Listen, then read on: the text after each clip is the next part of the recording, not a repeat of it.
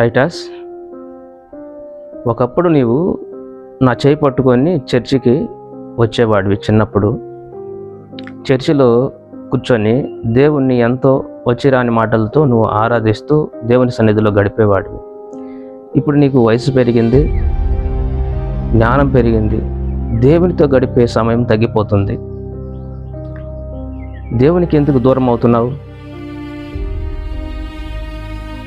Daddy, నాకు చాలా homework ఉంది, నీ ఇంట్లోనే ప్రార్థన చేసుకుంటా, నువ్వు పో.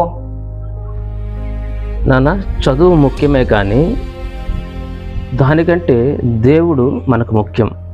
ఎందుకంటే ఆయన మనకు రక్షణ అనుగ్రహించాడు. ఒకప్పుడు మనము రక్షణ కోల్పోయి ఈ లోకంలో బ్రతుకుతున్న వాళ్ళం. దేవుడు మనకిచ్చిన రక్షణను మనం నిర్లక్ష్యము చేయకూడదు. అంతేకాకుండా ప్రతి పునరుద్ధాన దినమందు మనము సమాజముగా కూడుకొనుట విడిచిపెట్టకూడదు అని హెబ్రీలకు రాసిన పత్రిక 10వ అధ్యాయంలో రాసిపెట్టుంటుంది. మనము చర్చికి వెళ్ళడం మానేస్తే మనలో విశ్వాసము నెమ్మదిగా తగ్గిపోతుంది. దేవుని ఆశీర్వాదమును కోల్పోతాం, దేవుని సావాసమును కోల్పోతాం.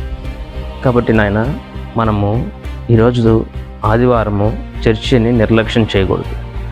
తప్పకుండా మనం చర్చికి వెళ్ళి మనము దేవుణ్ణి ఆరాధించాలి. వస్తావా? డాడీ, సారీ డాడీ, ఇంకెప్పుడు నేను చర్చిని నిర్లక్ష్యం చేయను. మనందరం కలిసి చర్చి పోవాలా డాడీ? దేవుని ఇంటిని నిర్లక్ష్యం చేయవద్దు, అక్కడే నీ ఆశీర్వాదము ఉంది.